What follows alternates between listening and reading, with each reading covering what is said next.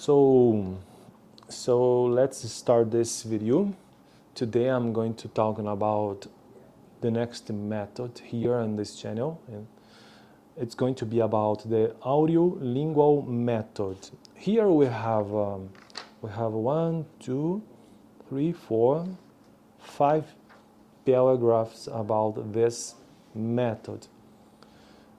I'm just going to try to reading this text because here in this channel my objective here, my purpose here is improve my English just reading some texts. I try to speak too, but my focus here is not speaking, just reading. We have in linguistic 4 skills of communication. We can improve English or other languages reading. You can improve the communication just speaking, listening, or reading, speaking, listening, or writing. It's a kind of ability of skills of communication that you can use for improve the ability to improve the English or another language. You have to know grammar too. But the 4 skills, the basic 4 skills, is just this abilities. And my focus here is just reading. Okay. The book I'm using here to improve my English reading is this book, a specific book, Teaching by Principles: An Interactive Approach to Language Pedagogy. I like this book because here we can know the difference, the theoretical differences between, for example, between approach, method, methodology, technique, curriculum. What are the differences between this concept? We have to know this to understand the things that this book tried to bring to us about the methods. For example, the grammar translation method, going the serious method, the direct method, and for today the audiolingual method. And so here we are on the page 56, and let's try to read just 1 or 2 paragraphs for today. The audiolingual method. In the first half of this century, let's try to read this very, very slowly.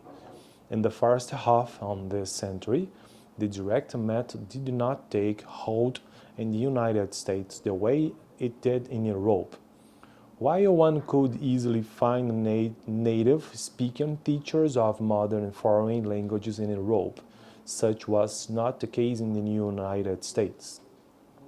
Also, European high school and university students did not have to travel far to find opportunities to put the oral skills of another language to actual practical use. Moreover, U.S. educational institutions had come firmly convinced that reading an approach to foreign languages was more useful than an oral approach, given the perceived linguistic isolation of the United States at the time.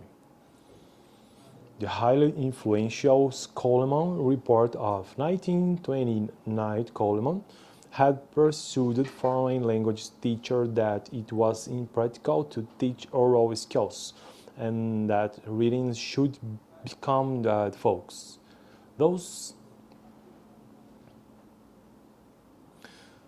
Those schools returned in the decade of 30 years, 1930s and 1940s, to grammar translation, the handmaiden of reading. And so then World War II broke out, and suddenly the United States was thrust into a worldwide conflict. I think here, because here I read just the first paragraph. Okay, let's read one more paragraph in English, and after we're going to proceed trying to read in another languages. Let's try to read this paragraph very fast. I think it's very difficult because it's not common for me, it's not normal for me. I don't use English in my day. I try to improve my English here in this channel, just recording these videos here, just to improve because I don't use in my day. I think it's much more easier for you. It's much more easier for you to improve English if you use, okay? But if you don't use, I think it's very much more difficult. But you have to try. Let's try to read this paragraph very fast. No problem if I'm wrong. Then World War II broke out of, and suddenly the United States was thrust in a worldwide conflict, heightening the need of Americans to become orally proficient in the languages of both their allies and their enemies. The time was ripe for a language teaching revolution. The USA military provided the impetus with funding for special intensive language courses of focus on the oral skills. This course come to be known as the Army Specialized Training Program, ESTP, or more colloquially, the Army Method. Characteristic of these courses was a greater deal of oral activity, pronunciation patterns, drills, and conversation practice with virtually non-Latin grammar and translation found in the traditional classes. Ironically, normalist foundations studies of the discarded directed method were borrowed and injected into this new approach. Soon, the success of the Army method and received the national interest in foreign languages approved educational institutions to adopt the new methodology. In all this, its variation and adaptation in the Army method come to be known in 1950s as the audiolingual method. Okay, for today it's enough reading in English. And so until here we have to know, or we saw that the audiolingual method in the past, then the original name was Army method. Okay, we read in this video just 2 paragraphs. In the next video we're going to finish, I think, maybe because you have one. Yeah, okay. Just we have 2 paragraphs to finish this method here. Now, okay, I think it's enough in English. Now I'm going to try to read something in Italian because I think it could be a great strategy to improve English. I don't know. I can't explain exactly why try to reading something in another language. It's good to improve English. I don't know, but I think it could be nice. For example, let's try to read something in Italian. Parliamo la nostra lingua. It's a very old book we have here that I found here in the library, and so let's find the specific page that I stopped at.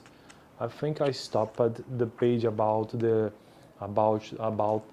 capital letter in Italian, la lettera maiuscola. Let's read this in Italian. La lettera maiuscola si usa nei casi seguenti. Oggi è tempo buono, che bel sole, quanto pensi che durerà? Speriamo per we have here an example, a test, a small text in Italian, okay? It's not the rules. Oggi è tempo buono, che bello sole, quanto pensi che durerà? Speriamo per qualche giorno ancora. Egli mi disse ti devo parlare. Giorgio è mio amico. Bill è un cane fedele. Torino, capoluogo del Piemonte, la bagnata del Po. Il signor Rossi è uscito. Tarquino, il superbo furono l'ultimo re di Roma, Dante vice nel 300. Il presidente della Repubblica ha aperto il corteo. Il presidente Sarangata ha aperto il corteo. Pasqua Capordano. I romani, il popolo romano. Il promessi sposi la pietra di Michelangelo. Il Corriere della Sera, uno Fiat Oni C 100 D 500. Here just we have the examples about la lettera maiuscola here. Let me show you for you see. Sorry. We have just small text and examples using la lettera maiuscola in Italian. To finish this text, ao início do período dopo, let's see the roles. Ao início do período dopo un punto fermo, quello esclamativo, quello interrogativo.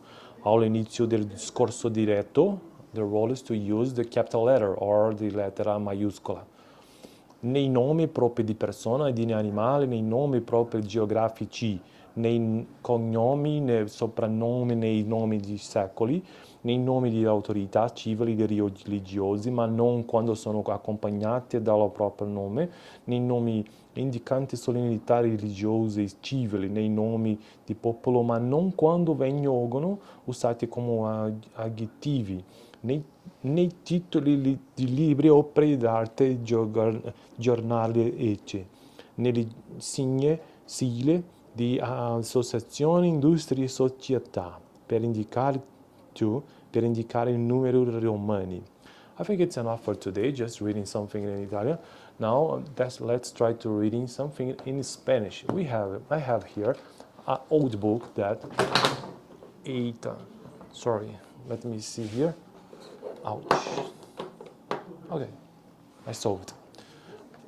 The next book about Spanish is Spanish by Images. Okay, it's a very old book, but I like this book because we have a lot of images here, simple images, and so we have the text together.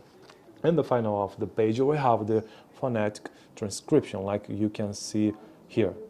And so I think it's nice to improve something in Spanish. I don't intend to use Spanish or Italian or German. It's not important for me, but I use this just to a kind of a strategy to improve my English. Let's try to reading just the page 36, okay? Aqui tiene usted outras perguntas. Que son? Que es? Que son? Que es? Que es? Una mano. Que son? Que es? Que son? Que son? It's a kind of a question. Que son? Que son? Que son? Que hay en este cuarto? 38. Okay, let's see the answer about this question here. ¿Qué son? The answer. Son tres hombres. ¿Qué es? Es una mujer. ¿Qué son? Son cuatro vasos. ¿Qué es? Es una mano. ¿Qué son? Son tres ventanas. ¿Qué es? Es una puerta.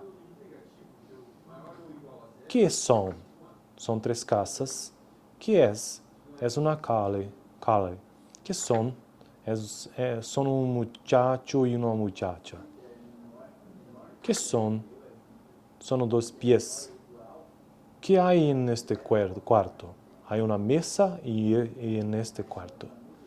For today, I think it's enough. The next video, I'm going to try to read something in Spanish and on the page 37. I think it's enough for today. And to finish this video, let's try to reading something in German. I think for me it's very difficult because it's totally different for me in German. Let's find the book because where is the book? Sorry, let me see here because I have the book also. Okay, I found here. It's the book in German, the German by Images. It's the same idea of the Spanish by Images, and it's exactly the same idea because we have here the books about this collection: the English by Images, the German by Images, the French by Images, and the Spanish by Images. And let me find the specific page that I stopped because I don't remember. I think the page it was just about the consonant. Okay, the consonant here. Let's read the consonant. The last consonant about vowels. No, sorry, the last vowels here. We have, for example, in the beginning of this text, we have a kind of phonetic guide. And so we have vowels. In German, we have 21 vowels. I think it's really incredible because in Portuguese we have 5 or 7. And in German, 21 vowels. The last vowels about u, mutter, bu, u, lua, like lua in Portuguese. Hut. The next. ui, ui, stuk, stuk, stuk, stuk, stuik, stuik. We don't have this sound in Portuguese, I think, because it's very difficult to say. The next.